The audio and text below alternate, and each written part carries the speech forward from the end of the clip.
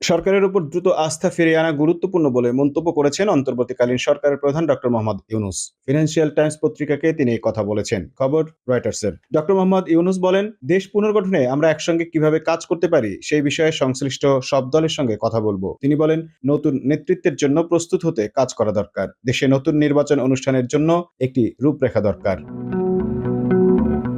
এর আগে শান্তিতে নোবেলজয়ী অর্থনীতিবিদ ডক্টর মোহাম্মদ ইউনূসকে প্রধান করে অন্তর্বর্তীকালীন সরকার গঠনের সিদ্ধান্ত হয়েছে। মঙ্গলবার ৬ আগস্ট রাষ্ট্রপতির প্রেস সচিব জয়নাল আবেদিন এ তথ্য নিশ্চিত করেন। তিনি বলেন, বঙ্গভবনে আজ রাতে রাষ্ট্রপতি মোহাম্মদ শাহাবুদ্দিনের সঙ্গে বৈষম্য বিরোধী ছাত্র আন্দোলনের সমন্বয়ক সহ সংশ্লিষ্টদের বৈঠকে এই সিদ্ধান্ত হয়েছে। তিনি আরো বলেন, বিভিন্ন রাজনৈতিক দলের সঙ্গে আলোচনা করে অন্তর্বর্তীকালীন সরকারের বাকি সদস্যদের নাম চূড়ান্ত হবে। এর আগে নোবেলজয়ী অধ্যাপক ডক্টর মোহাম্মদ ইউনূসকে অন্তর্বর্তীকালীন সরকারের প্রধান উপদেষ্টা করার প্রস্তাব দেন বৈষম্য বিরোধী ছাত্র আন্দোলনের সমন্বয়করা। মঙ্গলবার ভোর ৪টার পর ফেসবুকে এক ভিডিও বার্তায় এই প্রস্তাব দেন তারা। সকালের মধ্যেই আমরা এই সরকার গঠনের প্রক্রিয়া দেখতে চাই। ভিডিও বার্তায় সমন্বয়ক নাহিদ ইসলাম বলেন, অন্তর্বর্তীকালীন সরকার গঠনের রূপরেখা দিতে আমরা ২৪ ঘন্টার সময় নিয়েছিলাম, কিন্তু জরুরি পরিস্থিতি বিবেচনায় এখনই রূপরেখা ঘোষণা করছি। তিনি বলেন, আমরা সিদ্ধান্ত নিয়েছি ডক্টর মোহাম্মদ ইউনূসকে প্রধান উপদেষ্টা করে ছাত্র নাগরিক অভ্যুত্থানের অন্তর্বর্তীকালীন সরকার গঠন করা হবে। তার সঙ্গে আমাদের কথা হয়েছে, তিনি দায়িত্ব নিতে সম্মত হয়েছেন। নাহিদ ইসলাম আরো বলেন,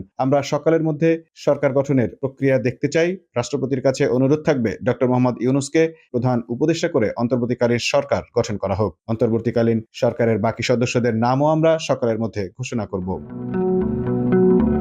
Mamun Mahfuz, time news desk.